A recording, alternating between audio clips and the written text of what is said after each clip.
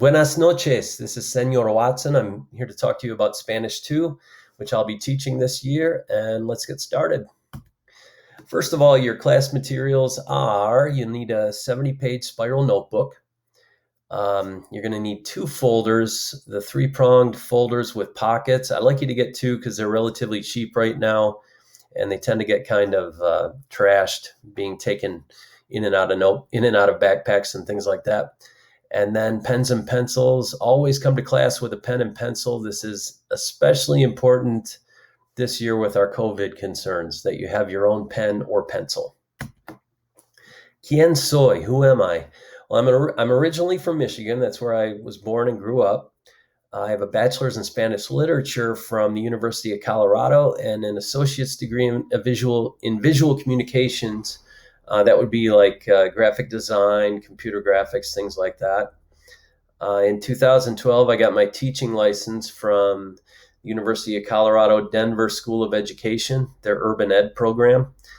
Previously, I worked as a graphic designer and web developer. I'm a musician, and before being a graphic designer, I was in a couple bands. And in 2011, I studied abroad briefly at the University of Granada in Granada, Spain. This is my 8th year of teaching professionally, plus I have 2 years as a student teacher. And I'm a former IB teacher. I have training in the Category 2 training in the middle years program and the diploma program, for those of you who are familiar with that. Let's see. I live in Arvada with my wife, Angela, and my daughter, Sydney, who's a freshman at CU Boulder. I guess she doesn't live at home anymore because she's starting up there. And then my other daughter, Zoe, is a junior at Ralston Valley. And I love to fish, hike, camp, kayak, play ice hockey, and travel to Spanish-speaking countries whenever I can, although there haven't been many opportunities to do that lately.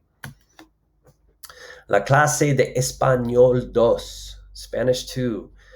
Spanish 2 is designed to further develop students' reading, listening, writing, and speaking skills in the language, with the goal of students reaching a novice high proficiency level by the end of the year.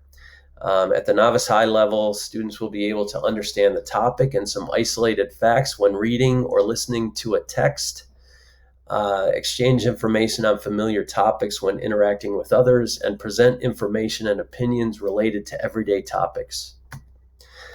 Comprehensible input is something I use. It involves strategies such as TPRS storytelling, circle questioning, ping pong reading, and other engaging activities that focus on repetition, listening for meaning, and demonstrating understanding. And this is all about students actually acquiring the language rather than just learning about it. In each class throughout the semester, students can expect to have opportunities to speak Spanish in a comfortable, safe setting. So I set up those opportunities every day. You will have a chance to speak some Spanish every day in my class. Let's see, class grading. 60% of your grade is made up of summative assessments, which would be assessments in interpretive reading and listening, interpersonal speaking, presentational writing and speaking, and finally a final exam or a final project. And then we have the other 40% of your grade is made up of formative work, which is the work that we do to build toward proficiency and prepare for the summative assessments. That would be things we do in class, classwork, homework, quizzes, activities where we participate in class, speaking, things like that. La tecnología. Technology. Students will use a variety of computer and online resources, including Google Classroom and Google Sites. Google Classroom, I'll be getting you a code for our site, for our Google Classroom shortly. And we use all the other Google tools as well. We use Flipgrid and other video editors sometimes. There are various Spanish sites we use like Conjuguemos, Study Spanish, Duolingo, and some others. Edpuzzle, Pear Deck, and lots of other virtual resources. Online games, I've got lots of those. If you've had my class before, you played a lot of Gimkit. Sometimes we do Jeopardy and lots of other games.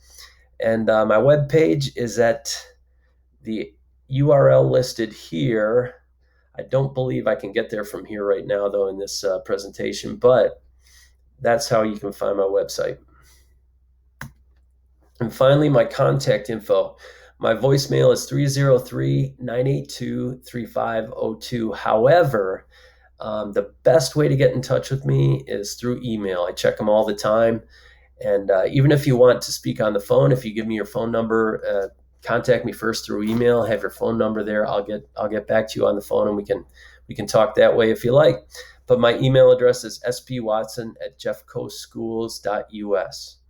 That's about it. I look forward to teaching you this year, and hasta luego. See you soon.